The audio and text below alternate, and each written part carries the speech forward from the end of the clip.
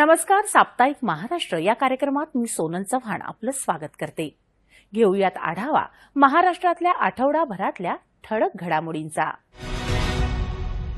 भारतीय उद्योग महासंघाच्या नवी दिल्लीत झालेल्या वार्षिक परिषदेत मुख्यमंत्री देवेंद्र फडणवीस यांनी जागतिक अर्थव्यवस्थेच्या पुढील युगासाठी महाराष्ट्र सज्ज असल्याची ग्वाही दिली. पाहूया याविषयीचा सविस्तर वृत्तांत. पायाभूत सुविधा, नाविन्यपूर्णता, प्रतिभा, स्वच्छ ऊर्जा, नियोजित शहरीकरण, तंत्रज्ञान आणि संस्थात्मक विश्वास या घटकांवरून भविष्यातील आर्थिक नेतृत्व निश्चित होणार आहे.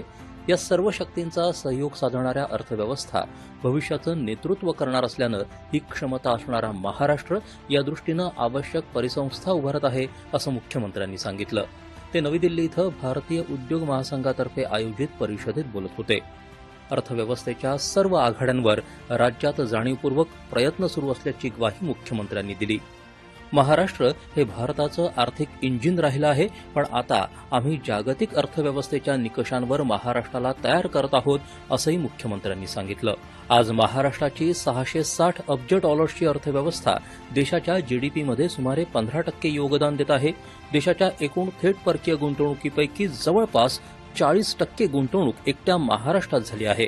भारताच्या अभियांत्रिकी निर्यातीत राज्याचा वाटा 20%हून अधिक असून महाराष्ट्र ही देशाची डेटा सेंटर आणि स्टार्टअप राजधानी आहे, असं मुख्यमंत्र्यांनी अभिमानपूर्वक नमूद केलं.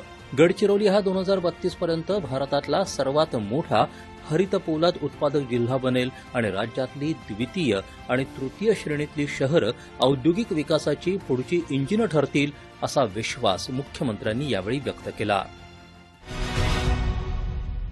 मुंबईसाठी शाश्वत जलवाहतुकीचा पर्याय खुला करणाऱ्या मुंबई वॉटर मेट्रो प्रकल्पासाठी मुख्यमंत्र्यांच्या उपस्थितीत सामंजस्य करार करण्यात आला. पाहूया याविषयीचा हा सविस्तर वृत्तांत.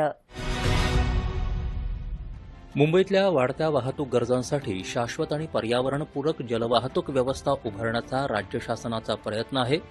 मुंबई वॉटर मेट्रो प्रकल्पामुळे देशात आधुनिक जलवाहतुकीचा नवा अध्याय सुरू होईल, असा विश्वास मुख्यमंत्र्यांनी व्यक्त केला.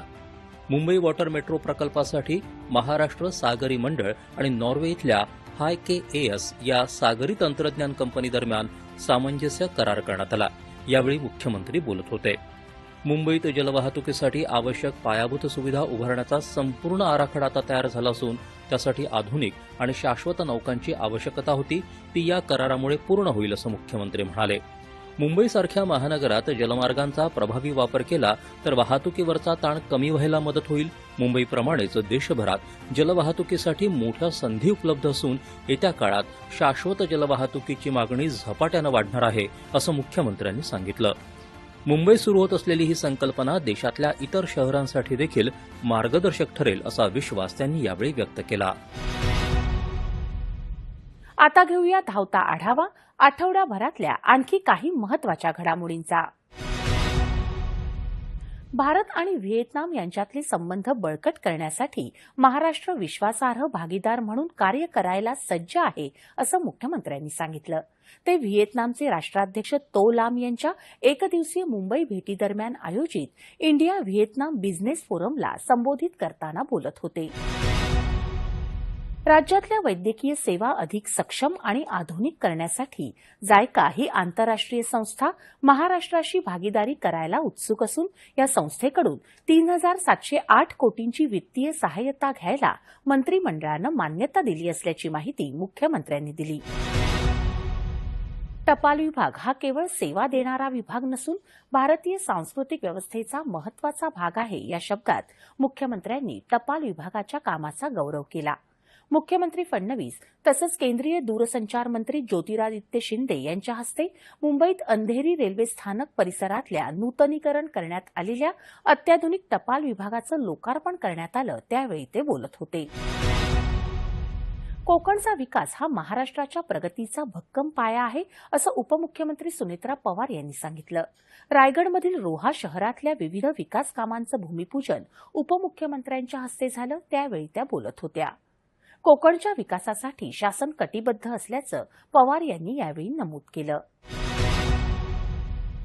मिसिंग लिंकच्या धर्तीवर महाबळेश्वर तालुक्यातल्या तापोळा ते अहिर दरम्यानचा हा पूल तयार झाल्यावर कोकण आणि पश्चिम महाराष्ट्र एकमेकांशी जोडले जातील असं उपमुख्यमंत्री एकनाथ शिंदे यांनी सांगितलं. उपमुख्यमंत्र्यांनी तापोळा आणि अहिर यांना जोडणाऱ्या पुलाची पाहणी केली, त्यावेळी ते बोलत होते. या होत्या राज्यातल्या गेल्या आठवडाभरातल्या महत्त्वाच्या घडामोडी. पुन्हा भेटूयात पुढील भागात. तोपर्यंत नमस्कार.